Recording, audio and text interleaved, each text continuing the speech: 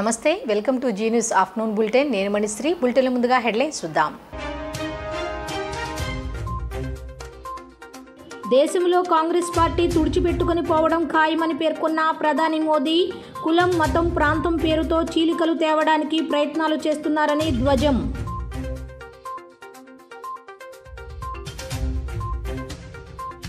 రేపు విశాఖలో పర్యటించనున్న సీఎం జగన్ ఆడుదాం ఆంధ్ర రాష్ట్ర స్థాయి పోటీలలో పాల్గొననున్న ముఖ్యమంత్రి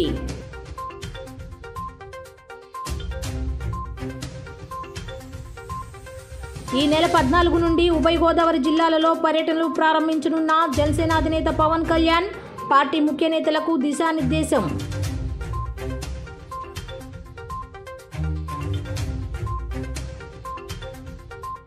బీజేపీతో పొత్తు కోసం జగన్ చంద్రబాబు తాతహలాడుతున్నారన్న ఏపీసీసీ అధ్యక్షురాలు షర్మిల విభజన హామీలు సాధించడంలో అన్ని పార్టీలు విఫలమయ్యాయని ధ్వజం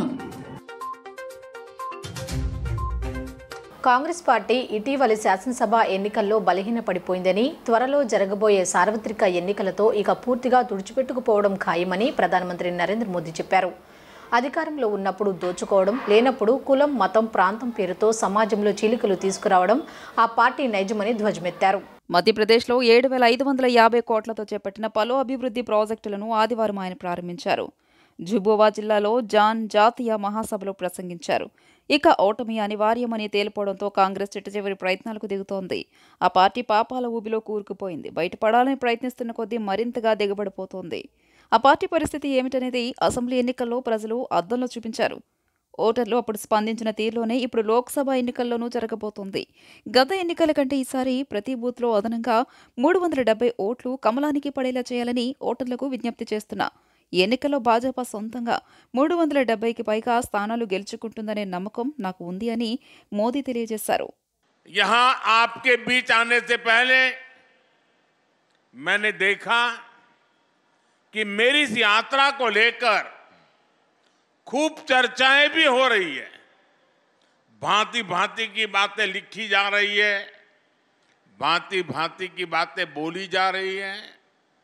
कुछ लोग कह रहे हैं कि मोदी मध्य प्रदेश में झाबुआ से लोकसभा की लड़ाई का आगाज करेगा. मैं बताना चाहता हूं कि मोदी लोकसभा चुनाव के प्रचार के लिए नहीं आया है. मोदी तो सेवक के तौर पर ईश्वर रूपी एमपी की जनता जनार्दन का आभार मानने आया है. मध्य प्रदेश में विधानसभा के नतीजों से आप पहले ही बता चुके हैं.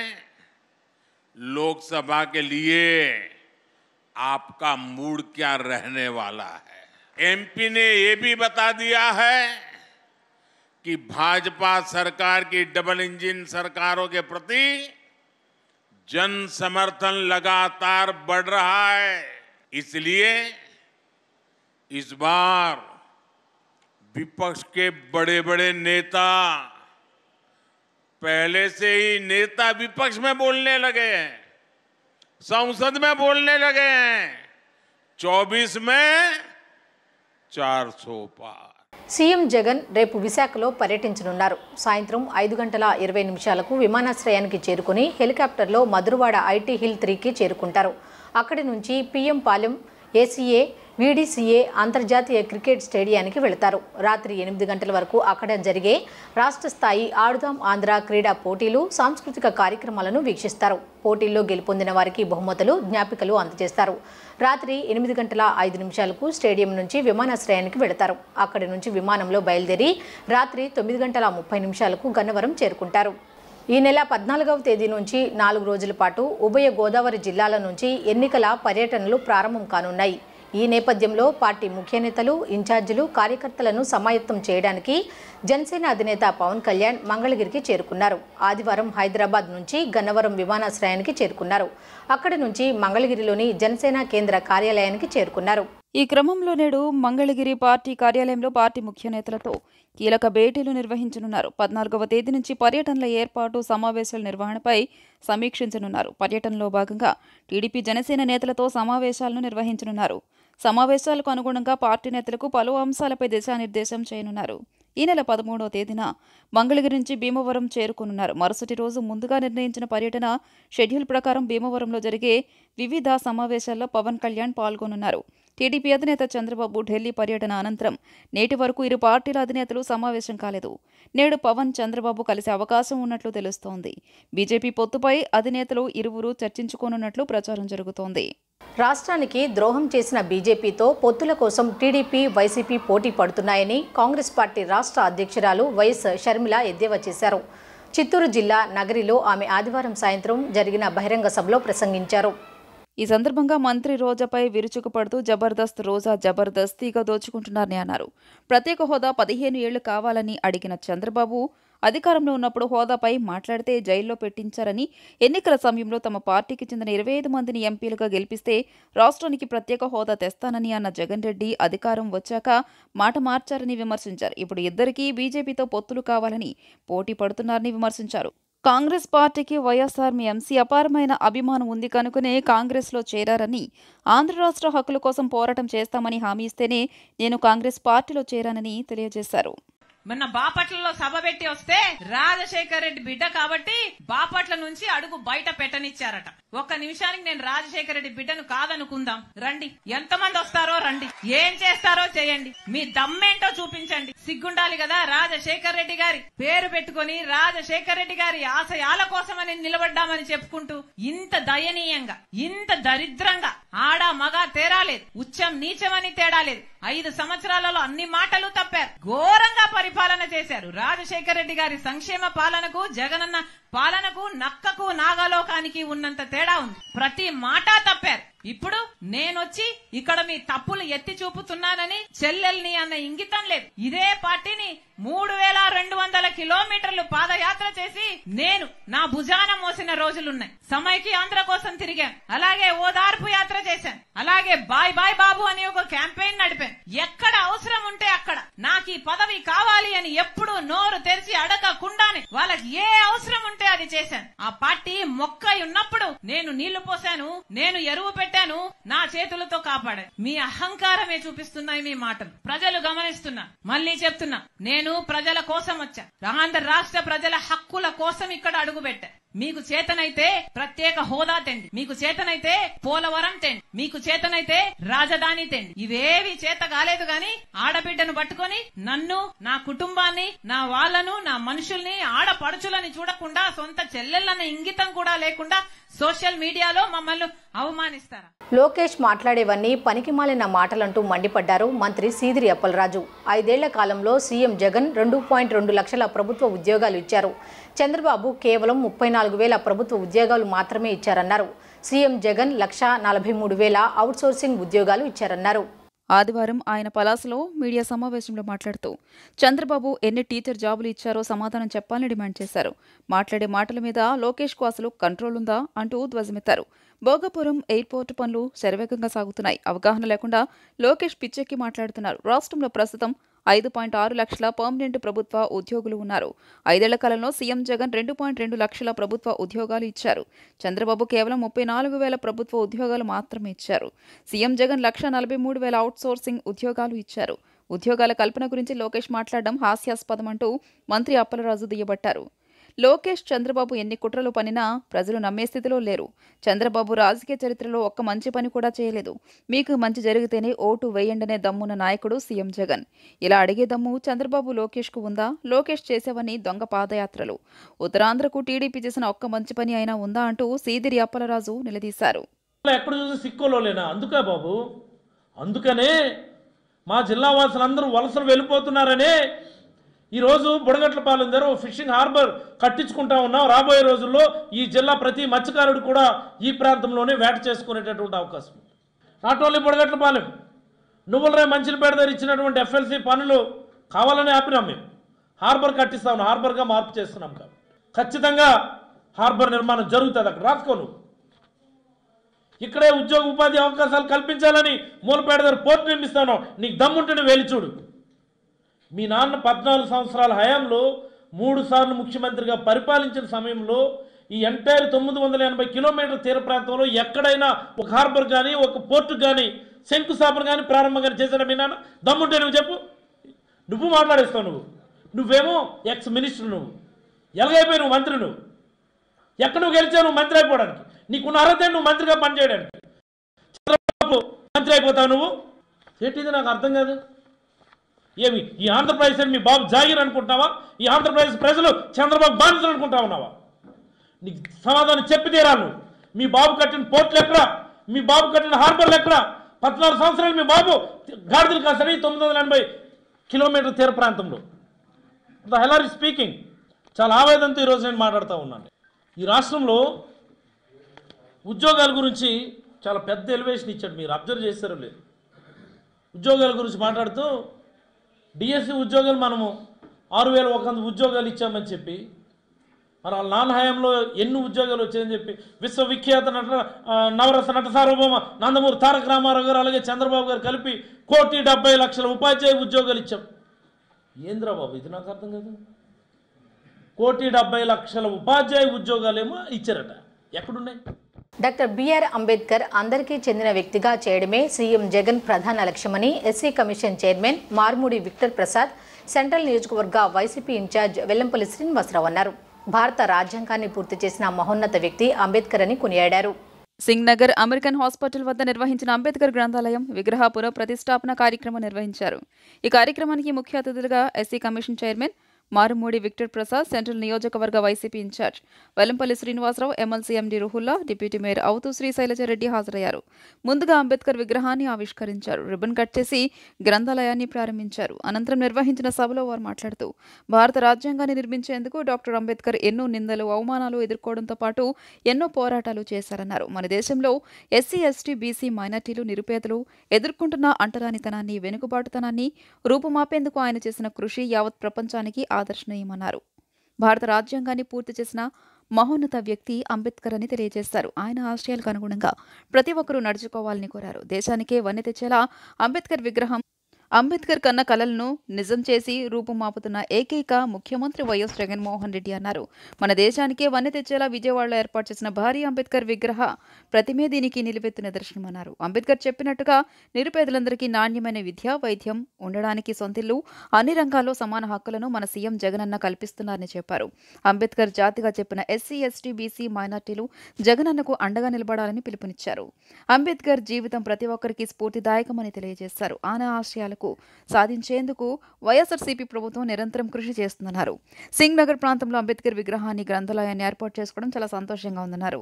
అనంతరం అతిథులను విగ్రహ కమిటీ సభ్యులు సన్మానించారు. విశ్రాంత ప్రొఫెసర్ డాక్టర్ నాగేశ్వరరావు, విగ్రహదాత రెబ్బా చంద్రరావు, డాక్టర్ రెబ్బా ఆలబేర్కర్, లైబ్రరీ దాత అవుతూ శ్రీనివాసరెడ్డి, డాక్టర్ బిఆర్ అంబేద్కర్ అభ్యుదయ సేవా సమితి కమిటీ సభ్యులు తదితరులు పాల్గొన్నారు. అంటే చెప్పాలంటే భారతదేశ చరిత్రలోనే 125 అడుగుల విగ్రహం మన బందర్ రోడ్ లో అంబేద్కర్ శుద్ధివనం అని చెప్పని ఏర్పాటు చేయడం చాలా గర్వకారణం. గతంలో గత ప్రభుత్వం, గత ముఖ్యమంత్రి గారు చంద్రబాబు నాయుడు ఆ రోజు ఆ విగ్రహాన్ని ఎక్కడో మొల్లపదలో పెట్టాలనుకుంటే అది డాక్టర్ బిఆర్ అంబేద్కర్ గారికి గౌరవం కాదు అని చెప్పి విజయవాడ నడిబొడ్డు మీద బందర్ రోడ్ లో 125 అడుగుల విగ్రహం, దాంట్లో అంబేద్కర్ యొక్క జ్ఞాపకాలను గుర్తు చేసుకునే విధంగా మ్యూజియం కావచ్చు, వారి యొక్క జీవిత విశేషాలు తెలుసుకోవడానికి సినిమా లోపల మినీ థియేటర్ కావచ్చు, చక్కటి కాన్ఫరెన్స్ హాల్స్ కావచ్చు, అదేవిధంగా ప్రతిరోజు కూడా అందరూ వీక్షించడానికి అనేక వసతులతో విగ్రహాన్ని ఏర్పాటు చేయడం జరిగింది.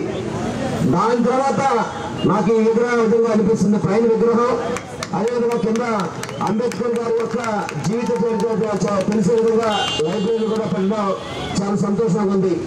దీనికి సహకరించిన మల్లాది విష్ణు గారికి కావచ్చు, రోహన్ గారికి కావచ్చు, మన అవుతు శ్రీనివాసరెడ్డి గారికి కావచ్చు, మిగతా ఎవరైతే డొనేషన్ అందరికీ కూడా ప్రత్యేకంగా అభినందనలు తెలియపరచుకుంటూ ఈ యొక్క ఆవిష్కరించడం, ఈ కార్యక్రమం అంబేద్కర్ అభ్యుదయ సేవా సంఘం చక్రవర్తి గారు, అశోక్ గారు, జోజీ గారు, సౌరి గారు, అంబేద్కర్ గారు, మనోరంజన్ గారు,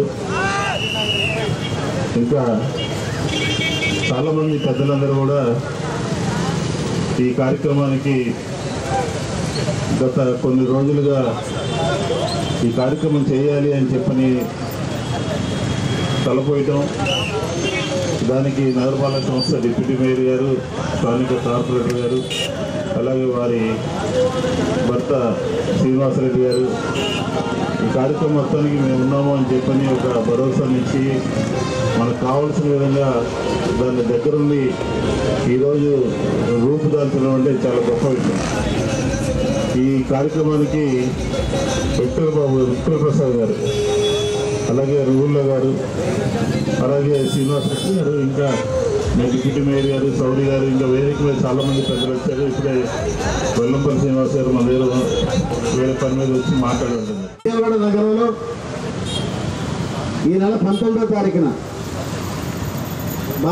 పోయిన నెల 19వ తారీఖున ప్రపంచంలోనే అత్యంత ఎత్తైన అద్భుతమైనటువంటి 206 అడుగుల ఎత్తు విగ్రహాన్ని ఏర్పాటు చేసుకోవడం జరిగింది. గౌరవ ముఖ్యమంత్రి వర్యులు నేను గత సంవత్సరం ఆగస్టు 25న కలిసినప్పుడు ముఖ్యమంత్రి గారిని అడిగాను, సార్ బాబాసాహెబ్ అంబేద్కర్ విగ్రహాలకి పర్మిషన్ ఇవ్వట్లేదు, మా వాళ్ళు గ్రామాల్లో అంబేద్కర్ గారి విగ్రహాలు పెట్టుకుంటూ ఉంటే అనేక మంది అడ్డుకుంటున్నారు, ప్రశ్నిస్తుంటే కేసులు పెడుతున్నారు, మీరు ఒక విగ్రహాలను ఏర్పాటు చేసుకునే అవకాశం ఇవ్వమని అడిగితే ఎవరన్నా అట్లా అంది, నేను విజయవాడ నగరపేటలో ప్రపంచంలో అత్యంత ఎత్తైన విగ్రహాన్ని పెడుతున్నాను, బాబాసాహెబ్ అంబేద్కర్ గారిని ఓన్లీ మాలా మాదిరి బీసీలే కాదు అందరూ వాడిగా పరిశీలించేటే నా లక్ష్యం అని చెప్పి మరి మన 19వ తారీఖున భారతదేశంలోనే కనీ విని ఎరిగిన విధంగా బాబాసాహెబ్ అంబేద్కర్ గారి విగ్రహాన్ని ఆవిష్కరిస్తే లక్షలాది మంది ప్రజలు వచ్చి ఇప్పుడు కూడా ఈ రోజున వేలాది మంది వెళ్ళి సందర్శిస్తున్నారు. మరి ఎందుకో మన సింగనగర్లో మరో అద్భుతమైన కార్యక్రమం అంబేద్కర్ గారి ఫ్రెండ్ సర్కిల్ గారు అందరితో కలిసి చాలా చక్కటిగా చాలా మంచి కార్యక్రమం చేసేవాళ్ళం. అదేవిధంగా ఇక్కడ అందరికీ గుర్తుండేలాగా ఒక గ్రంథాలయం దానిపైన ఒక అంబేద్కర్ కూర్చునే విగ్రహం అనేది చాలా గొప్పగా ఈ సెంటర్కే కలొచ్చింది. కాబట్టి ఇందాక మన సభ్యులు అడగడం జరిగింది. అదేవిధంగా సార్ ఎమ్మెల్యే గారిని మన ఇప్పుడు ఇక్కడున్న సెంటర్కి అంబేద్కర్ సెంటర్ అనేది పేరు కూడా పెట్టడానికి మీరు ఆల్రెడీ ప్రతిపాదిస్తే త్వరలో ఏమైనా ఎస్సీ ఎస్టీ మైనారిటీకి ఏమైనా జరగాలంటే అది జగనన్న ప్రభుత్వమే. లక్షల సభలో అంటే ఉన్న మన ఇప్పుడు ఆల్రెడీ మన జగనన్న మా ఎస్సీ మా మైనార్టీ నా బీసీ అనేది ఏకైక ముఖ్యమంత్రి దేశంలో ఎవరన్నా అంటే అది కేవలం జగన్మోహన్ రెడ్డి గారి. అంబేద్కర్ ఆశయాలు పాటించాలన్నా మన రాష్ట్రంలో జగన్మోహన్ రెడ్డి గారి. దేనికంటే ప్రతి మహిళలకు 50% కానీ మన కాంట్రాక్ట్ బేసిక్లో 50% కానీ అంబేద్కర్ గారు రాసిన ప్రతి పథకాలు అమలు చేస్తే ఏదైనా రాష్ట్రం కేవలం ఆంధ్రప్రదేశ్ రాష్ట్రమే. అదేవిధంగా ఇప్పుడు మరొకసారి మన జగన్మోహన్ రెడ్డికి ఏంటండి అత్యంత మెజార్టీతో గెలిపించి ఏంటండి అతను మరొకసారి సీఎం చేయాలని మనస్ఫూర్తిగా కోరుకున్నాం. ఇంత పెద్ద అవకాశం ఇచ్చిన మా ఎమ్మెల్యే గారికి, డిప్యూటీ మేయర్ గారికి, మన ప్రసాద్ గారికి, అదేవిధంగా మన వెల్లంపల్లి శ్రీనివాస్ గారికి అందరికీ హృదయపూర్వక నమస్కారాలు తెలియజేస్తున్నాను. ఎంతో మంది వేల మంది ఈ రోడ్లో ప్రయాణిస్తారు, కానీ ఎక్కడా చూడని విధానంగా ఉన్నటువంటి విగ్రహాన్ని ఇవాళ మన సింగనగర్ ప్రాంతంలో పెట్టడం చాలా చాలా సంతోషం. ఎందుకంటే ఇక్కడే గతంలోనే మన ఏదైతే మన ఈ రోడ్లోనే ఉన్నటువంటి కార్నర్లో మరి మన గతంలో ఒక సంవత్సరం క్రితం కూడా అంబేద్కర్ గారి విగ్రహాన్ని ప్రతిష్ఠించుకోవడం జరిగింది. మరి సంవత్సర కాలంలోనే మరి 2 విగ్రహాలను ప్రతిష్ఠించుకోవడం అనేది చాలా చాలా గొప్పగా అనిపిస్తూ ఉంది నాకైతే. మరి దీనికి పెద్దలుగా ఇచ్చేసినటువంటి విక్టర్ ప్రసాద్ గారికి, అలాగే మన శాసనసభ్యులు మల్లాది విష్ణు గారికి, అలాగే ఎమ్మెల్సీ రఘుల్లా గారికి, అలాగే వేదిక మీద ఉన్నటువంటి పెద్దలందరికీ కూడా పేరు పైన నమస్కారాలు. మరి ఈ రోజున అంబేద్కర్ గారికి కూడా ఎందుకంటే అంబేద్కర్ గారు ప్రతి ఒక్క కార్యక్రమానికి కూడా మా డివిజన్కి ప్రతిసారి రావడం కూడా చాలా చాలా సంతోషం. మరి దీనిలో ఆయన కృషి కూడా ఉందని చెప్పడం కూడా చాలా సంతోషం. ఎందుకంటే ఒకళ్ళు చేస్తే అయ్యేటువంటి పని కాదు ఇది. మరి ఇవాళ విజయవాడ నగరంలో లేనటువంటి విగ్రహాన్ని మరి తీసుకొచ్చి పెట్టడం కూడా చాలా చాలా సంతోషం. అసలు విగ్రహంలో కళ చూడండి ఎలా ఉందో. తూర్పు నియోజకవర్గంలో టీడీపీకి భారీ షాక్ తగిలింది. భారీ సంఖ్యలో ఆటో కార్మికులు టీడీపీ నుంచి వైఎస్ఆర్సీపీలో చేరారు.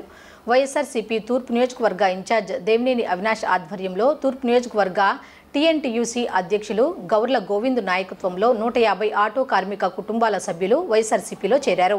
కృష్ణలంక 22వ డివిజన్లోని సత్యంగారి హోటల్ సెంటర్లో నిర్వహించిన కార్యక్రమంలో వారందరికీ అవినాష్ పార్టీ కండువాలు కప్పి సాదరంగా ఆహ్వానించారు. అనంతరం అవినాష్ మాట్లాడుతూ రాష్ట్రంలో వైఎస్ఆర్సీపీ ప్రభుత్వం అమలు చేస్తున్న సంక్షేమ పథకాలు, అభివృద్ధి కార్యక్రమాల పట్ల ఆకర్షితులై ఇతర పార్టీలకు చెందిన నాయకులు, కార్యకర్తలు ముఖ్యమంత్రి జగన్మోహన్ రెడ్డి నాయకత్వానికి మద్దతు తెలుపుతూ పార్టీలో చేరడం శుభ పరిణామమన్నారు. గతంలో ఎన్నడూ లేని విధంగా సీఎం వైఎస్ జగన్మోహన్ రెడ్డి జనరంజకంగా పరిపాలన అందిస్తున్నారని చెప్పారు. ప్రజల మద్దతుతో రాబోయే ఎన్నికల్లో వైఎస్ఆర్సీపీ ఘన విజయం సాధించడం ఖాయమని తెలియజేశారు. 850 కోట్లతో తూర్పు నియోజకవర్గం అభివృద్ధి చేసిన ఘనత జగనన్నకే దక్కుతుందన్నారు. కులం, మతం, పార్టీలు చూడకుండా సచివాలయం వ్యవస్థ ద్వారా ఇంటి ముంగిటికే పథకాలు అందిస్తున్నామన్నారు. గ్యారంటీ ఇప్పుడు ఎలా ఇస్తారు అని ప్రశ్నించారు. భవిష్యత్ గ్యారంటీ అని చంద్రబాబు అంటున్నారని, 14 ఏళ్లు ముఖ్యమంత్రిగా చేసినప్పుడు ఇవ్వలేని గ్యారంటీ ఇప్పుడు ఎలా ఇస్తారని ప్రశ్నించారు. ప్రతిపక్షాలు ఎన్ని అబద్ధపు ప్రచారాలు, కుట్రలు చేసినా మరో 30 ఏళ్లు ముఖ్యమంత్రిగా జగన్మోహన్ రెడ్డి ఉంటారని తెలియజేశారు. కొత్త పాత నాయకుల కలయికలో తూర్పు నియోజకవర్గంలో వైఎస్ఆర్సీపీ జెండా ఎగురవేస్తామన్నారు. గౌర్ల గోవింద్ మాట్లాడుతూ 18 ఏళ్లుగా బీజేపీకి కష్టపడి పనిచేస్తున్న ఎటువంటి గుర్తింపు ఇవ్వకపోగా అవమానం జరగడంతో పార్టీని వీడినట్లు తెలియజేశారు. వైఎస్ఆర్సీపీ సిద్ధాంతాలు, ప్రభుత్వం అమలు, సంక్షేమ పథకాలు అవినాష్ మంచితనానికి ఆకర్షితుడినై పార్టీలో చేరినట్లు తెలియజేశారు. తెలుగుదేశం పార్టీలో దాదాపుగా 16 సంవత్సరాలు టీఎన్టీసీలో సభ్యు దగ్గర నుంచి ఈరోజు విజయవాడ నగరంలో అధ్యక్షుడిగా, తూర్పు నియోజకవర్గ ఆటో కార్మికుల అధ్యక్షుడిగా పనిచేసిన సోదరులు గొర్ల గోవింద్ గారు, అదేవిధంగా ఆయనకు సంబంధించిన దాదాపుగా 150 కుటుంబాలు ముఖ్యమంత్రి గౌరవనీయులు వైఎస్ జగన్మోహన్ రెడ్డి గారు ఒక నాయకత్వాన్ని, ఆయన చేసే సంక్షేమ కార్యక్రమాలని, అభివృద్ధి కార్యక్రమాలు మెచ్చి నచ్చి ఈరోజు ఈ ప్రాంతంలో తూర్పు నియోజకవర్గంలో వైఎస్ఆర్ కాంగ్రెస్ పార్టీ జెండా ఎగరవేసే విధంగా ఈరోజు వాళ్ళందరూ గారు ఈరోజు వైఎస్ఆర్ కాంగ్రెస్ పార్టీ జగన్మోహన్ రెడ్డి గారు ఒక కుటుంబ సభ్యుల్లో చేరినందుకు వాళ్ళందరి గారు సాదరంగా ఆహ్వానించి వాళ్ళందరి గారు ధన్యవాదాలు తెలుపుకుంటూ ఈరోజు ఏదైతే ముఖ్యమంత్రి జగన్మోహన్ రెడ్డి గారు ఒక నాయకత్వంలో ఎస్సీ, ఎస్టీ, బీసీ, మైనారిటీ, అదేవిధంగా ఈ నియోజకవర్గంలో జరిగిన అభివృద్ధి కార్యక్రమాలు, సంక్షేమ కార్యక్రమాలు, మరి ముఖ్యంగా ఈ కృష్ణలంక ప్రాంతంలో చేసిన రిటైనింగ్ వాల్స్ కానివ్వండి, కార్పొరేటర్లు చేసిన అభివృద్ధి కానివ్వండి, నాయకులు చేసిన సంక్షేమ కార్యక్రమాలు కానివ్వండి, ఇవన్నీ గారు ఆకర్షితులే ఈరోజు గోవింద్ గారు పార్టీలోకి ఆహ్వానిస్తాం. పెద్దలు సీనియర్ నాయకులు గౌతమ్ రెడ్డి గారు ఒక సమక్షంలో ఈరోజు పార్టీలో జాయిన్ అవటం తప్పకుండా రాబోయే రోజుల్లో, ఎందుకంటే తెలుగుదేశం పార్టీ ఖాళీ అయిపోతుంది. ఈరోజు వాళ్ళకు సంబంధించిన మీడియాలో, వాళ్ళ సోషల్ మీడియాలో ఏదో పేరు లేనాళ్ళు, అనామకులు, బలం లేనాళ్ళు ఏదో తెలుగుదేశం పార్టీలో జాయిన్ అవుతున్నారు. కానీ ఈరోజు జగన్మోహన్ రెడ్డి గారు ఒక నాయకత్వంలో వైఎస్ఆర్ కాంగ్రెస్ పార్టీలో ఈరోజు జనాల్లో బలం ఉన్న నాయకులు. మెచ్చి మీ అందరి ఎదుట నుంచో పెట్టినటువంటి అవినాష్ గారు, ఆయనకి నచ్చినటువంటి మనిషిని మనందరం కలిసికట్టుగా ఈ ప్రాంత ప్రజానీకం యావత్తు కూడా శాసనసభ్యుడిగా అసెంబ్లీలోకి పంపించాల్సినటువంటి బాధ్యత మన పైన ఉన్నది. జగన్ గారు ఏ రకమైతే నమ్మకం పెట్టుకుని మన మీద నమ్మకం పెట్టుకుని ఆయనకి అభ్యర్థిత్వాన్ని ఇవ్వడం జరిగిందో, మనం అదే నమ్మకాన్ని ఒమ్ము చేయకుండా అసెంబ్లీలోకి పంపించేటువంటి బాధ్యత కూడా మనం తీసుకోవాలా. కారణం ఒకటే, ఏ రాష్ట్రంలో జరుగుతున్నటువంటి యుద్ధం, ఆ యుద్ధం కూడా జరిగేటువంటిది పేదలకి, పెత్తందారులకి జరిగేటువంటి ఈ యుద్ధంలో పేదల పక్షపాతిగా, మధ్యతరగతి ప్రజల యొక్క పక్షపాతిగా జగన్మోహన్ రెడ్డి గారు ఉన్నారు. అదే మనకు ఆయుధం అనేటువంటి చెప్పాలా. మనం ఒకటే చెప్తా ఉన్నాం, ఈ రాష్ట్రంలో ఉండేటువంటి పేదవాడికి కావాల్సినటువంటి సకల సదుపాయాలకి, తినటానికి తిండి, ఉండటానికి ఇల్లు, కట్టుకుంటానికి బట్ట, తాగునీరు, సాగునీరు, విద్య, వైద్యం, వీటన్నిటి కూడా ప్రజల ముంగిటకి తీసుకొచ్చినటువంటి మహానాయకుడు ఎవరైనా అది జగన్మోహన్ రెడ్డి గారని. తెలుగుదేశం పార్టీలో 16 సంవత్సరాలుగా పార్టీకి సేవలు అందిస్తే, మరి బీసీ నాయకులైన నేను అనేక సంవత్సరాల నుంచి అనేక పదవులు సేవ అందించాను. మరి బీసీ నాయకుడు అనేది నాకు మరి గౌరవం తగ్గింది, అవమానించడం జరిగింది. మరి జగనన్న మరి బీసీ మైనార్టీ ఎస్టీ అనే నినాదంతో బీసీలకు కానీ ఏదైనా కానీ ఎంతైతే గౌరవిస్తున్నారో మరి దేవినేని గారి నాయకత్వంలో వాళ్ళ ఈ నియోజకవర్గంలో బీసీలకు కానీ మైనార్టీలకు కానీ ఎస్టీలకు కానీ మిగతా కులాలకు కానీ ఆయన ఇంపార్టెంట్ ఇవ్వడం జరుగుతుంది. కాబట్టి ఈరోజు తెలుగుదేశం పార్టీలో ట్రేడ్ యూనియన్లో ఉన్న కార్మిక నాయకులందరం కూడా మరి జగన్ గారు చేసే అభివృద్ధి కానీ దేవినేని అవినాష్ గారు నియోజకవర్గంలో ఎమ్మెల్యే కాకముందే ఈ నియోజకవర్గంలో మంచి అభివృద్ధి బాటలో నడిపిస్తున్నాడని, ఆయన పేద ప్రజలకి మంచి జరుగుతుంది. ముఖ్యంగా ఆకర్షణ జరగడం ఏంటంటే ఆంధ్రప్రదేశ్లో పేద పిల్లలకి మంచి ఇంగ్లీష్ మీడియం చదవడం నాకు బాగా నచ్చింది. పేద ప్రజలకి ముసలి వాళ్ళు నడవలేని స్థితిలో మంచి పింఛన్ ఇవ్వడం జరుగుతుంది సేవను పెట్టి. మరి పేద ప్రజలకు ఇల్లు లేనన్న వాళ్ళందరికీ కూడా ఇల్లు ఇవ్వడం జరుగుతుంది. గత ప్రభుత్వం చంద్రబాబు నాయుడు గారు ఇల్లు ఇస్తానని చెప్తే మేమే చాలామంది డబ్బులు కట్టడం జరిగింది. ఆ డబ్బులు కూడా రాలేదు, ఇల్లు రాలేదు. పశ్చిమ నియోజకవర్గంలో వైసీపీని తిరిగి గెలిపించుకుంటామని ఆ పార్టీ నియోజకవర్గ ఇన్ఛార్జ్ షేక్ ఆసిఫ్ తెలిపారు. ఇచ్చిన హామీలన్నీ అమలు కావడంతో జగన్ పాలన పట్ల ప్రజలంతా సంతృప్తికరంగా ఉన్నారని తెలిపారు. ఎన్నికల్లో ఓటర్లను మభ్యపెట్టేందుకు పగటి వేషగాళ్లు వస్తున్నారని, ఎన్నికల అనంతరం వారంతా హైదరాబాద్కు పరారు కావడం ఖాయమన్నారు. పశ్చిమ నియోజకవర్గంలో గడప గడప కార్యక్రమం పార్టీ శ్రేణుల కోలాహలం నడుమ ఉత్సాహభరితంగా సాగుతోంది. ఇందులో భాగంగా 50వ డివిజన్ పరిధిలో ఆసిఫ్తో కలిసి డివిజన్ ఇన్ఛార్జ్ బంకా విజయ, ఇంకా కార్పొరేటర్లు చైతన్యరెడ్డి, పుణ్యశిల తదితరులు విస్తృతంగా పర్యటించారు. ప్రజలను కలుసుకుని సమస్యలు అడిగి తెలుసుకున్నారు. అనంతరం వారు మాట్లాడుతూ ఇచ్చిన హామీలన్నీ అమలు చేసిన జగన్మోహన్ రెడ్డిపై ప్రజల్లో విశ్వాసం మరింత పెరిగిందన్నారు. తమకు అన్ని సంక్షేమ పథకాలు అందుతున్నాయని, రానున్న ఎన్నికల్లో మళ్లీ జగన్ని గెలిపించుకుంటామని జనం స్పష్టం చేస్తున్నారు అన్నారు. చంద్రబాబు ఇచ్చిన హామీలు అమలు చేయరని, సంక్షేమ పథకాలు కూడా కొనసాగించారని వారు స్పష్టం చేశారు. కరోనా సమయంలో కానరాని చంద్రబాబు, పవన్ కళ్యాణ్, లోకేష్ పగటి వేషగాళ్ల మాదిరిగా ప్రజలను మభ్యపెట్టేందుకు సిద్ధమయ్యారని విమర్శించారు. ఈసారి వారికి సింగిల్ డిజిట్ కూడా రాదని, తిరిగి హైదరాబాద్ పరారు కావడం ఖాయమని జోస్యం చెప్పారు. విజయవాడ పశ్చిమ నియోజకవర్గం వైఎస్ఆర్ కాంగ్రెస్ పార్టీ 50వ డివిజన్ పరిధిలో ప్రతి గడపకి వెళ్ళి బంకా విజయమ్మ గారి ఆధ్వర్యంలో ప్రతి గడపకి వెళ్ళి ఇక్కడ సమస్యలు తెలుసుకుంటున్నాం. ఏ ఒక్కళ్ళు కూడా ఏ సమస్య కూడా లేదు, మాకు అన్ని సమస్యలు పరిష్కరించే విధంగా బంకా విజయ్ గారు పనిచేస్తున్నారు. అలాగే వాలంటరీ వ్యవస్థ ద్వారా ప్రతి ఇంటికి వచ్చి సమస్యలు ఏమైనా ఉంటే అడిగి తెలుసుకుంటున్నారు. సచివాలయానికి వెళ్ళి మేమంతా చక్కగా పనులు చేయించుకుంటున్నాం అయ్యా. అదే ఇంత ముందైతే ఆర్టీఓ ఆఫీస్కి, ఎంఆర్ఓ ఆఫీస్కి అలా తిరిగి నానా అవస్థలు పడాల్సి వచ్చేది. ఈరోజు 3,000 రూపాయలు పెన్షన్ ఇచ్చిన ఘనత వైఎస్ జగన్మోహన్ రెడ్డి గారు. మా ఇంటికి 3,000 రూపాయలు తెచ్చిస్తున్నారు. మేము జగనన్న వెంటే ఉంటాం, జగనన్నతోనే మేము మా పయనం. వాళ్ళు కావాలని చెప్పి ప్రజలకు మబ్బు పెడుతున్నారు. మళ్ళీ మాయ మాటలతో ప్రజల ముందుకు రావాలని చూస్తున్నారు. జగన్మోహన్ రెడ్డి గారు 98% హామీలు నెరవేర్చిన ఏకైక ముఖ్యమంత్రి ఎవరున్నారంటే ఈ రాష్ట్రంలో జగన్మోహన్ రెడ్డి గారు. 600 హామీలు ఇచ్చి ఏ ఒక్క హామీ నెరవేర్చకుండా పసుపు కుంకుమ అని చెప్పి పేద ప్రజల్ని దోచుకున్నవాడు చంద్రబాబు నాయుడు.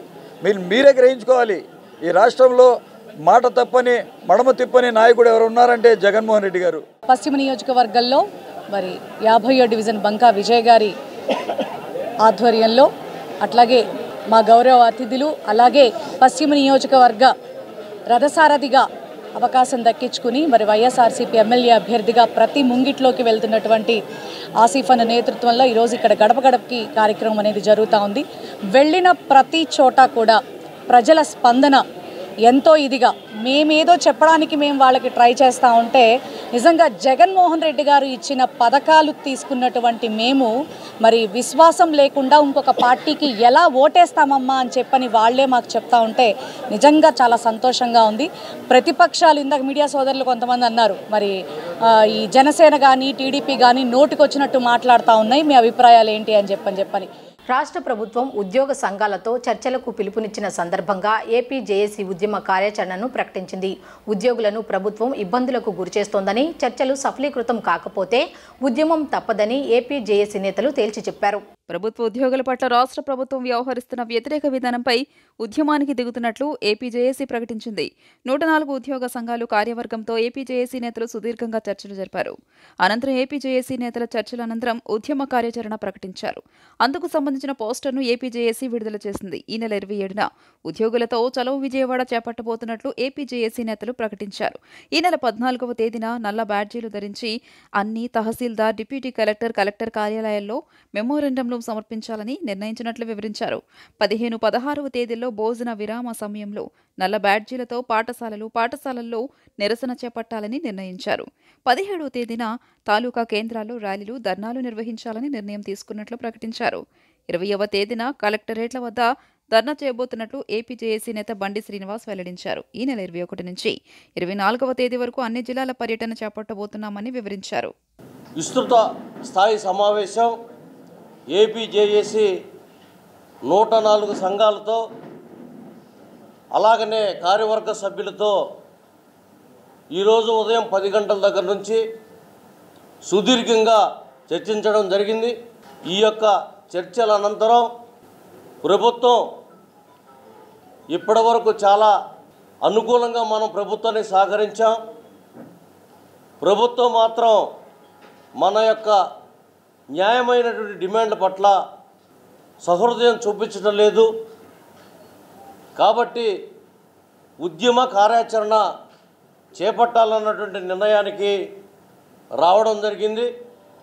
మరి దానిలో భాగంగా ఈ నెల 14వ తారీఖు నుంచి ఉద్యమ కార్యాచరణని ఆమోదించడం జరిగింది. మరి దానిలో భాగంగా 14/2/2024న నల్ల బ్యాడ్జీలు ధరించి తాలూకా హెడ్ క్వార్టర్స్లో అన్ని అన్ని కార్యాలయాల్లో, అన్ని స్కూల్స్లో ఆ తాలూకాలో ఉండేటువంటి తహసీల్దార్లకి లేదా ఎంపీడీఓస్ కానీ లేదా హెడ్ క్వార్టర్లో ఉండేటువంటి ఆర్డీఓలకు కానీ మెమోరాండాలు ఇవ్వాలని సభ్య సంఘాలు రాష్ట్రంలో ఉన్నటువంటి 13 లక్షల వేతన జీవులకు సంబంధించినటువంటి సమస్యలన్నీ కూడా గత 5వ తేదీన క్రోడీకరించినటువంటి దానికి అదనంగా అనేకమైనటువంటి సమస్యలు మరి ఏపీజేఏసీలో మరి ఉద్యోగ సంఘ నేతలు తెలియజేయడం జరిగింది. మరి ఆ మేరకు చైర్మన్ గారు చెప్పినటువంటి విధంగా ఉద్యమ కార్యాచరణను రూపొందించుకొని రాష్ట్ర ప్రభుత్వానికి నోటీసు సమర్పించి ఉద్యమ శంఖారావం పూరించాలని చెప్పి ఏపీజేఏసీ పక్షాన సిద్ధం కావడం జరిగింది. రాష్ట్ర ప్రభుత్వాన్ని మేము ఒకటే అడుగుతూ ఉన్నాం. ఈరోజు రాష్ట్రంలో ఏవైతే రాష్ట్ర ముఖ్యమంత్రి గారు ప్రభుత్వం పథకాలు ప్రవేశపెట్టుతున్నటువంటి వాటిని ఎవరు అమలు చేస్తున్నారనేటువంటి దాన్ని ఓసారి గుర్తు చేసుకోవాల్సినటువంటి అవసరం ఉంది. అదేవిధంగా దేశంలో ప్రపంచంలోనే విద్యా విధానానికి సంబంధించి చాలా బేస్గా ఉంది అనేటువంటిది అమలు చేస్తున్నటువంటి ఉపాధ్యాయులు ఎవరు అనేటువంటిది గుర్తుపెట్టుకోవాల్సినటువంటి అవసరం ఉంది. వీరికి సంబంధించినటువంటి చేసినటువంటి పనికి సంబంధించి కూడా వేతనాలు లేనటువంటి పరిస్థితి అనేటువంటిది ఎందుకు ఈ ప్రభుత్వం చేస్తుందనేటువంటిది రాష్ట్ర ప్రభుత్వాన్ని అడుగుతూ ఉన్నాం. గత 4.5 సంవత్సరాలకు పైగా ఇక్కడ ఉన్నటువంటి ఏ ఉద్యోగి కూడా నెల 1వ తేదీన జీతం, పెన్షన్ తీసుకునేటువంటి పరిస్థితి ఎందుకు దాపురించింది? డిమాండ్ల సాధన కోసం మంగళవారం ఢిల్లీ చలో కార్యక్రమానికి రైతులు పిలుపునిచ్చారు. దాదాపు 20,000 మంది రైతులు ఢిల్లీకి వచ్చే అవకాశాలు ఉన్న నేపథ్యంలో హర్యానా, ఢిల్లీ పోలీసులు అలర్ట్ అయ్యారు. మరోవైపు రైతన్నల ఢిల్లీ చలో కార్యక్రమానికి కాంగ్రెస్ మద్దతు ప్రకటించింది. తమ డిమాండ్ల సాధన కోసం మంగళవారం ఢిల్లీ చలో పేరుతో ఆందోళన చేపట్టాలని అన్నదాతలు నిర్ణయించిన నేపథ్యంలో హర్యానా, ఢిల్లీ పోలీసులు అప్రమత్తమయ్యారు. పలుచోట్ల సరిహద్దులను మూసేస్తూ భారీగా బలగాలను మోహరిస్తున్నారు. 50 కంపెనీల కేంద్ర సాయుధ బలగాలను సిద్ధంగా ఉంచారు. పంజాబ్తో తమ రాష్ట్ర సరిహద్దును అంబాలా సమీపంలోని చంబు వద్ద హర్యానా పోలీసులు మూసేశారు. రహదారిపై ఇసుక సంచులు, ముళ్ల కంచులు, కాంక్రీట్ దిమ్మలను అడ్డుగా పెట్టారు. అల్లర్ల నిరోధక బలగాల వాహనాలను కలిపి ఉంచారు. అత్యవసరమైతే తప్ప ప్రధాన రోడ్లపై ప్రయాణించొద్దని ప్రజలకు సూచించారు. అంబాలా, సోనిపట్, పంచకుల్లో సెక్షన్ 144ను విధించారు. పోలీస్ శాఖ సూచనలు అనుసరించి ప్రజలు తమ ప్రయాణాలను ప్లాన్ చేసుకోవాలని కోరారు. ఢిల్లీ చలోలో పాల్గొనకుండా నివారించేందుకు ఖాప్ పంచాయతీలు, పలు గ్రామాల సర్పంచులతో పోలీసులు చర్చలు జరుపుతున్నారు. వివిధ రాష్ట్రాల నుంచి దాదాపు 20,000 మంది రైతులకు ఢిల్లీకి వచ్చే అవకాశాలు ఉన్నాయని నిఘా వర్గాలు అంచనా వేశాయి. ఈ ఆందోళనలు ఎలా చేపట్టాలన్న దానిపై రైతు సంఘాలు 40 సార్లు రిహార్సల్స్ నిర్వహించాయని తెలియజేశాయి. కొందరు రైతులు ప్రధాని మోదీ, కేంద్ర మంత్రులు అమిత్ షా, అర్జున్ ముండా సహా పలువురు బీజేపీ సీనియర్ నేతల ఇళ్ల ముందు నిరసన చేపట్టే అవకాశాలున్నాయని పేర్కొన్నాయి. మరోవైపు రైతుల ఆందోళన నేపథ్యంలో ముందు జాగ్రత్త చర్యలో భాగంగా ఇప్పటికే హర్యానాలోని పలు జిల్లాల్లో ఇంటర్నెట్ సేవలను నిలిపివేశారు అధికారులు. ఈ నెల 13 వరకు అన్ని టెలికాం సేవలపై ఆంక్షలు విధించారు. और वही मैं देखने आया था कि कैसी उनकी तैयारी है। तो हमारे डीएसपी हेडक्वार्टर श्री अनिल कुमार जी के नेतृत्व में बहुत अच्छा यहाँ पे अभ्यास चल रहा था। और फिर मैंने एक बार इनका रिहर्सल भी देखा। तो जो जज्जर पुलिस की हमारी ये आज 2 कंपनियों की प्रैक्टिस थी, अल्फा और ब्रेवो, उन्होंने काफी अच्छा अभ्यास किया है। और हमारी पूरी तैयारी है कि अगर कोई भी कानूनी व्यवस्था बिगाड़ता है और कोई भी अगर सामान्य जनों को परेशान करता है तो उनके विरुद्ध हम सख्त से सख्त कानूनी कार्रवाई करेंगे। 13 तारीख को किसानों का पोल है, तो उसके लिए टोटल कितनी कंपनियां लगी हैं, कितने जवान लगे हैं और कब से उनकी ड्यूटी शुरू हो गई? देखिए, हमने अपने जिले की जो है 8 कंपनी बनाई है। 2 कंपनी हमारी परमानेंट है पहले की जो हमने बना रखी है, और 6 कंपनीज और बनाई है। और साथ ही अभी जो है हमको 2 कंपनी बाहर से आ चुकी है यहाँ पर, एक ITBP की, एक BSF की। इसके अलावा एक कंपनी और शीघ्र ही यहाँ पर आएगी। तो इस प्रकार से 11 कंपनीज हैं जो यहाँ पर रहेंगी। और कोई भी, मैंने फिर बताया कि कोई गड़बड़ करता है तो उससे निपटने के लिए वो पूरी तरीके से तैयार है। दिल्ली पुलिस से कैसे समन्वय? जी, उनके साथ बहुत अच्छा समन्वय हो रहा है। और जो भी उनके DCPs हैं, तो DCP जो आउटर हैं, DCP द्वारका है, DCP रोहनी है, और इवन जो DCP उनके वहाँ वाले क्षेत्र के हैं जहाँ ये धरना प्रदर्शन के लिए जाने चाहते हैं, सभी से मेरी व्यक्तिगत रूप से रोज सुबह शाम बात होती है। ਵੱਖ-ਵੱਖ ਜ਼ਿਲ੍ਹਿਆਂ ਚੋਂ, ਬਲਾਕਾਂ ਚੋਂ ਜਾ ਰਹੇ ਨੇ। ਜਿਹੜੇ ਧਰਨਿਆਂ ਦੀ ਗੱਲ, ਸਾਡੇ 3 ਪਿੰਡ ਚੁਣੇ ਹੋਏ ਨੇ, ਸੰਭੂ ਬਾਰਡਰ, ਇੱਧਰ ਨਰਮਾਣਾ ਟਹਾਣਾ, ਇੱਧਰ ਡੱਬ ਵਾਲੀ। ਇਹ ਬਾਰਡਰਾਂ ਤੇ ਜਾਵਾਂਗੇ। ਜੇਕਰ ਕਿਤੇ ਵੀ ਸਰਕਾਰ ਪ੍ਰਸ਼ਾਸਨ ਰੋਕਦੀ ਆ ਤਾਂ ਉਹ ਦੇਖਾਂਗੇ, ਕਿਉਂਕਿ ਸਾਡੀ ਵੀ ਜਿੱਥੇ ਪ੍ਰਸ਼ਾਸਨ ਦੀ ਤਿਆਰੀ ਆ ਉੱਥੇ ਸਾਡੀ ਵੀ ਇਤਕੀ ਫੁੱਲ ਤਿਆਰੀ ਆ ਕਿ ਹਰ ਹਾਲ ਦੇ ਵਿੱਚ ਜਿਹੜੀਆਂ ਇਹ ਬੁੱਚੜ ਸਰਕਾਰ ਨੇ ਮੰਗਾਂ ਮੰਨੀਆਂ ਸੀ ਉਹਨਾਂ ਨੂੰ ਲਾਗੂ ਕਰਵਾਉਣ ਦੇ ਲਈ ਜਿੰਨੀਆਂ ਮਰਜ਼ੀ ਰੋਕਾਂ ਲਾ ਲੈਣ, ਜਿੰਨੇ ਮਰਜ਼ੀ ਪਿੱਲਰ ਲਾ ਲੈਣ, ਜਿੰਨੀਆਂ ਮਰਜ਼ੀ ਸੜਕਾਂ ਪੱਟ ਲੈਣ। ਜੋ ਸ਼ੌਂਕ ਆ ਐਤਕੀ ਸੈਂਟਰ ਸਰਕਾਰ ਆਪਦਾ ਕੱਢ ਲੇ, ਪਗਾ ਲੇ, ਕਿਤੇ ਭੁਲੇਖੇ 'ਚ ਨਾ ਰਹਿ ਜੇ ਵੀ ਅਸੀਂ ਆਹ ਲਾਉਣਾ ਸੀ, ਕਿਤੇ ਕਿਸਾਨ ਰੁਕ ਜਾਂਦੇ। ਜਿੰਨਾ ਮਰਜ਼ੀ ਜ਼ੋਰ ਲਾ ਲੈਣ, ਰੋਕਾਂ ਜਿੰਨੀਆਂ ਮਰਜ਼ੀ ਲਾ ਲੈਣ, ਅਸੀਂ ਹਰ ਹਾਲ ਦੇ ਵਿੱਚ ਦਿੱਲੀ ਪਹੁੰਚਾਂਗੇ ਤੇ ਜਿਹੜੀਆਂ ਸਾਡੀਆਂ ਮੰਨੀਆਂ ਹੋਈਆਂ ਮੰਗਾਂ ਉਹਨਾਂ ਨੂੰ ਲਾਗੂ ਕਰਵਾ ਕੇ ਅਸੀਂ ਵਾਪਸ ਕਰਾਂਗੇ। ਜਿਹੜੇ ਸਾਡੇ ਕਾਫਲੇ ਨੇ, ਬਹੁਤ ਵੱਡੀ ਤਾਦਾਦ ਦੇ ਵਿੱਚ ਕਾਫਲੇ ਨੇ, ਟਰੈਕਟਰ, ਟਰਾਲੀਆਂ, ਛੋਟੇ ਵਹੀਕਲ, ਵੱਡੇ ਵਹੀਕਲ, ਨਾਲ ਸਾਡੀਆਂ ਮਾਤਾਵਾਂ, ਭੈਣਾਂ, ਨੌਜਵਾਨ, ਬਜ਼ੁਰਗ, ਉਹ ਨਾਲ ਸਾਡੇ ਜਿੱਥੇ ਵੀ ਰੋਕਣਗੇ ਅਗਲੀ ਰਣਨੀਤੀ ਉੱਥੇ ਬਹਿ ਕੇ ਅਸੀਂ ਤੈਅ ਕਰਾਂਗੇ ਕੀ ਕਰਨਾ। ਪਰ ਰੋਕ ਅਸੀਂ ਕੋਈ ਨਹੀਂ ਛੱਡਣੀ, ਸਾਰੀਆਂ ਰੋਕਾਂ ਤੋੜ ਕੇ ਦਿੱਲੀ ਦੇ ਵਿੱਚ ਪਹੁੰਚਣ ਦੇ ਵਿੱਚ ਕਾਮਯਾਬ ਹੋਵਾਂਗੇ। ਮੇਨ ਮੰਗਾਂ ਗਿਣਾ ਦਿਓ, ਕਿਹੜੀਆਂ ਮੇਨ ਮੰਗਾਂ ਨੇ ਸਾਡੀਆਂ? ਜਿਹੜੀਆਂ ਇਸ 13 ਫਰਵਰੀ ਜੇ ਕਹਿ ਲਈਏ ਧਰਨ ਦੀਆਂ ਮੇਨ ਮੰਗਾਂ ਮੰਨੀਆਂ ਹੋਈਆਂ ਨੇ, ਜਿਵੇਂ ਕਿ ਡਾਕਟਰ ਸਵਾਮੀਨਾਥਨ ਦੀ ਰਿਪੋਰਟ ਨੂੰ ਲਾਗੂ ਕਰਨਾ। ਅਸੀਂ ਅੱਜ ਦਿੱਲੀ ਨੂੰ ਰਵਾਨਾ ਹੋ ਰਹੇ ਹਾਂਗੇ। ਸੋ ਜਿੰਨਾ ਚਿਰ ਸਾਡੀਆਂ ਜਿਹੜੀਆਂ ਮੰਗਾਂ ਨੇਗੀਆਂ ਉਹਨਾਂ ਮੰਗਾਂ ਨੂੰ ਸਰਕਾਰ ਲਾਗੂ ਨਹੀਂ ਕਰਦੀ, ਭਾਵੇਂ ਸਾਨੂੰ ਕਿੰਨਾ ਸਮਾਂ ਲੱਗ ਜੇ, ਕਿੰਨਾ ਸਾਡਾ ਨੁਕਸਾਨ ਹੋ ਜੇ, ਅਸੀਂ ਕੁਰਬਾਨੀ ਦੇਣ ਲਈ ਤਿਆਰ ਹਾਂ। ਅਸੀਂ ਪਿੱਛੇ ਨਹੀਂ ਹਟਾਂਗੇ। ਸਾਡੀਆਂ ਜਿਹੜੀਆਂ ਮੰਗਾਂ ਨੇਗੀਆਂ ਉਹ ਮੰਗਾਂ ਜਿਵੇਂ ਲਖੀਮਪੁਰ ਖੇਰੀ ਜਿਹੜੇ ਕਿਸਾਨ ਗੱਡੀ ਨਾਲ ਦੌੜ ਕੇ ਮਾਰੇ ਉਹਨਾਂ ਨੂੰ ਇਨਸਾਫ, ਦੋਸ਼ੀਆਂ ਨੂੰ ਸਜ਼ਾਵਾਂ। ਦੂਸਰਾ ਜਿਵੇਂ ਸਾਡਾ ਕਰਜ਼ ਮੁਕਤੀ। ਤੀਜਾ ਜਿਵੇਂ ਸਾਡੀਆਂ ਫਸਲਾਂ ਦਾ ਭਾਅ ਦੀ ਗਰੰਟੀ ਕਾਨੂੰਨ ਬਣਾਉਣਾ। ਚੌਥਾ ਜਿਹੜਾ ਜਿਵੇਂ ਸਾਡੀ ਖੇਤੀ ਨੂੰ ਜਿਹੜਾ ਪ੍ਰਦੂਸ਼ਣ ਤੋਂ ਬਾਹਰ ਰੱਖਣਾ, ਜਿਵੇਂ ਸਾਡੇ ਸ਼ਹੀਦ ਹੋਏ ਪਰਿਵਾਰਾਂ ਨੂੰ ਔਰ ਉਹਨਾਂ ਨੂੰ ਮੁਆਵਜ਼ਾ, ਉਹਨਾਂ ਨੂੰ ਨੌਕਰੀ, ਔਰ ਇਹ ਬਹੁਤ ਸਾਰੀਆਂ ਮੰਗਾਂ ਨੇਗੀਆਂ। ਸਾਡਾ ਭਾਰਤੀ ਕਿਸਾਨ ਯੂਨੀਅਨ ਏਕਤਾ ਸਿੱਧੂਪੁਰ ਵੱਲੋਂ ਅਸੀਂ ਔਰ ਪੂਰੀ ਤਿਆਰੀ ਤੇ ਜ਼ੋਰ ਸ਼ੋਰ ਦੇ ਨਾਲ ਜਾ ਰਹੇ ਹਾਂ। ਕੇਂਦਰ ਸਰਕਾਰ ਸਾਡੀ ਤਿਆਰੀ ਤੋਂ, ਕੇਂਦਰ ਸਰਕਾਰ ਸਾਡੇ ਜੋਸ਼ ਤੋਂ ਡਰੀ ਹੋਈ ਹੈ ਔਰ ਡਰ ਦੇ ਵਿੱਚ ਸਾਡੇ ਰੋਡ ਹੈ, ਜਿਹੜੇ ਰੋਡਾਂ ਦੇ ਉੱਤੇ ਪਿੱਲਰ ਲਾ ਰਹੀ ਹੈ, ਸਾਡੇ ਰੋਡਾਂ ਦੇ ਉੱਤੇ सरगेद आ रही है, ये संकेत है, ये सिद्ध कर रहा है कि सरकार डरी हुई है किसानों के रोह तो। इस करके असीं जित के आवांगे, साडी जित होनी है, केंद्र सरकार की हार होनी है अपनी मंगां नूं लागू करा के। భారత్ దౌత్యపరంగా మరో విజయం సాధించింది. ఖతార్లో మరణశిక్ష పడిన 8 మంది భారతీయులు విడుదలయ్యారు. దీనిపై భారత ప్రభుత్వం హర్షం వ్యక్తం చేసింది. ఈ 8 మంది భారతీయుల్లో 7 భారత్కు తిరిగి వచ్చినట్లు విదేశాంగ మంత్రిత్వ శాఖ వెల్లడించింది. భారత్కు చెందిన 8 మంది మాజీ మరైన్లు దోహాకు చెందిన అల్ దహ్రా గ్లోబల్ టెక్నాలజీస్లో పనిచేశారు. గూఢచర్యం ఆరోపణలపై 2022 ఆగస్టులో వీరు అరెస్ట్ అయ్యారు. అల్ దహ్రా గ్లోబల్ కంపెనీ ఖతార్ సైనిక దళాలకు, ఇతర భద్రతా సంస్థలకు శిక్షణ, ఇతర సేవలను అందిస్తోంది. ఏడాదికి పైగా జైలు జీవితం గడిపిన అనంతరం ఈ మాజీ మెరైన్లకు ఖతార్లోని దిగువ కోర్టు గత ఏడాది అక్టోబర్లో మరణ శిక్ష విధించింది. అయితే దీనికి సంబంధించిన ఎలాంటి సమాచారం భారత్కు ఇవ్వలేదు. దీంతో ఈ నిర్ణయంపై భారత్ అప్పీల్ చేసింది. 28 दिसंबर को वहाँ के जो कोर्ट ऑफ अपील है उन्होंने एक जजमेंट दिया। उसके तत्पश्चात हम लोगों ने एक प्रेस रिलीज निकाली जिसमें हम लोगों ने बताया था आपको कि उनका जो डेथ सेंटेंस है, मृत्युदंड है, उसको हटा के प्रेजेंट सेंटेंसेस कर दिया गया है। अब हमारे पास जो हमारी लीगल टीम है, हमारे पास नहीं, जो लीगल टीम है उनके पास वो कोर्ट का ऑर्डर है। वो जो कोर्ट ऑर्डर है वो एक कॉन्फिडेंशियल डॉक्यूमेंट है।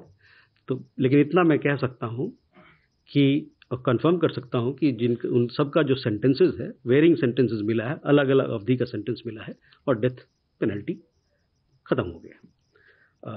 जहां तक आगे मसले की बात है, 60 दिन का समय है जब इस मसले को अपील किया सकता है कोर्ट ऑफ कैसेशन में, जो कि कतर की सबसे ऊंचा वहाँ का कोर्ट है।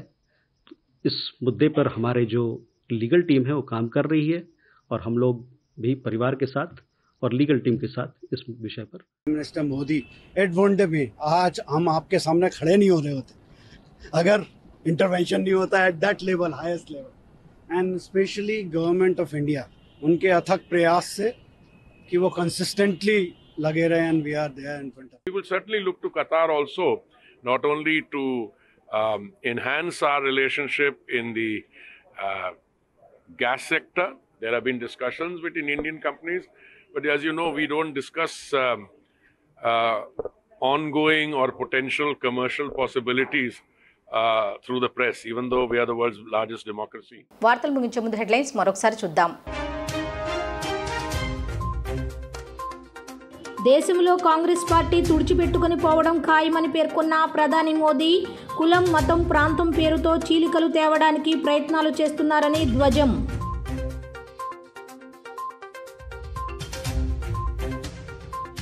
రేపు విశాఖలో పర్యటించనున్న సీఎం జగన్, ఆడుదాం ఆంధ్ర రాష్ట్ర స్థాయి పోటీలలో పాల్గొననున్న ముఖ్యమంత్రి.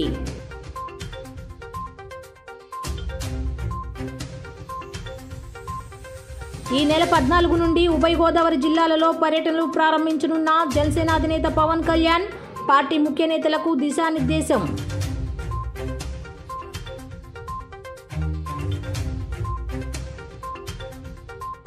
బీజేపీతో పొత్తు కోసం జగన్, చంద్రబాబు తాతహలాడుతున్నారన్న ఏపీసీసీ అధ్యక్షురాలు షర్మిల, విభజన హామీలు సాధించడంలో అన్ని పార్టీలు విఫలమయ్యాయని ధ్వజం.